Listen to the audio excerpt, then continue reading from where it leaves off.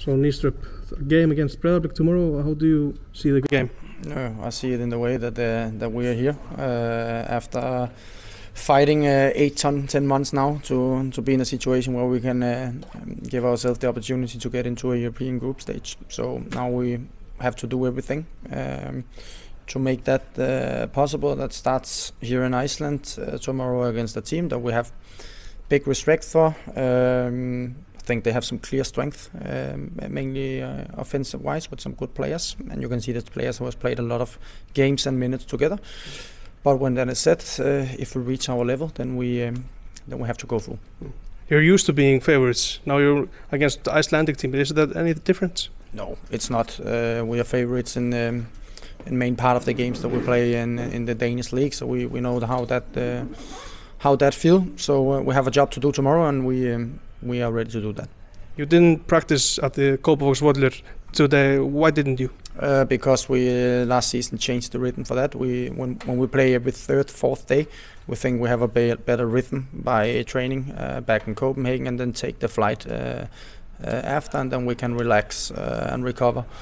Now here in the evening, and about the artificial, there was not a lot, but there was 2-3 clubs in the Danish league who plays on artificial, so we are quite used to that.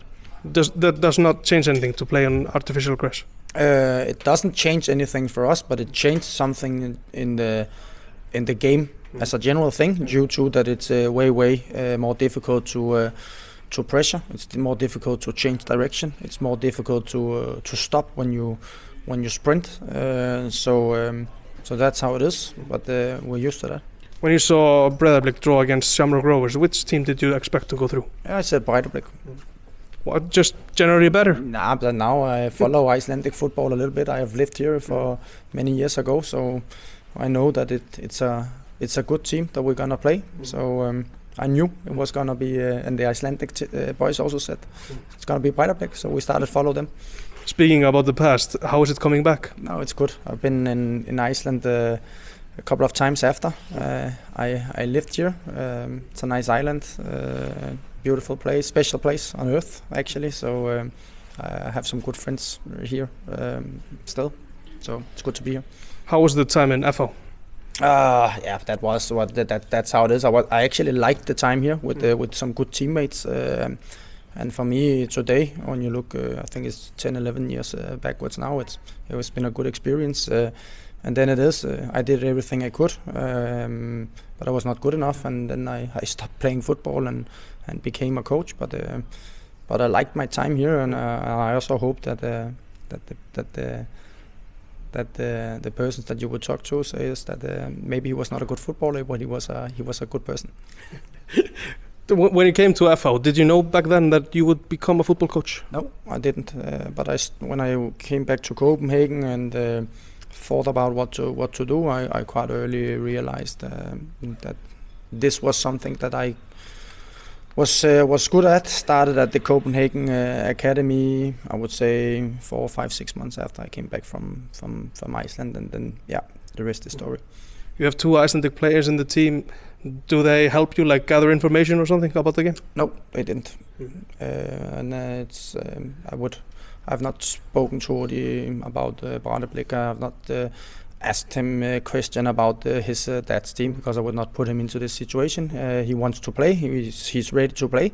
But the information that we have about the team is due to that we have live scouted them. We have had a person who has followed them the last 3 weeks, both in Dublin, also here in Iceland. So we have seen 3 games live, and we have seen several games on video, including the 2 games against Basaksehir last season.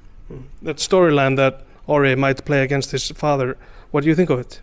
Yeah, of course it's special, but that's how it is. But I understand it's special for both Odi and his dad. But I think Odi knows that his dad has a job to do, and his dad knows that Odi has a job to do. So that's how it is.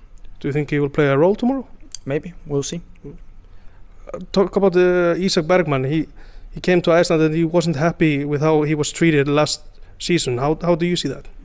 I see it in the way, and I know from Isak that there was a misunderstanding due to I think translation from Iceland to Denmark.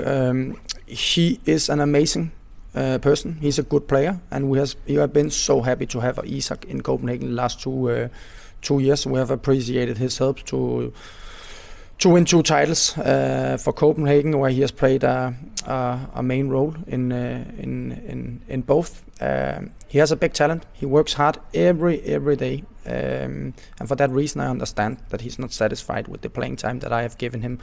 But that's part of it, being a footballer, and it's not the same to say that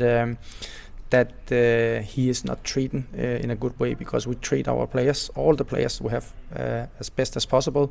But unfortunately, I cannot play with more than 11 players at the same time. And I understand Isak's frustrations, but he knows that I love him. He's a good boy, and I think he's a good footballer. Another Icelander that just left the club, Hákon Haraldsson. Did he surprise you how quick he was to adapt to playing with the main team? No.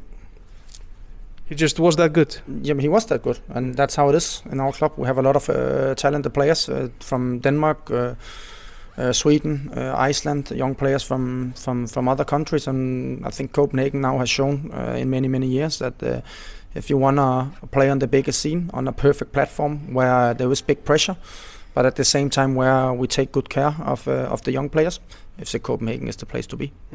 Do you have to get a new player to replace him, or you have already in the squad? We will see. Of course, when you sell players, you want to add others, but we have a good squad, and we are ready to get a good start in Europe and in the Superliga.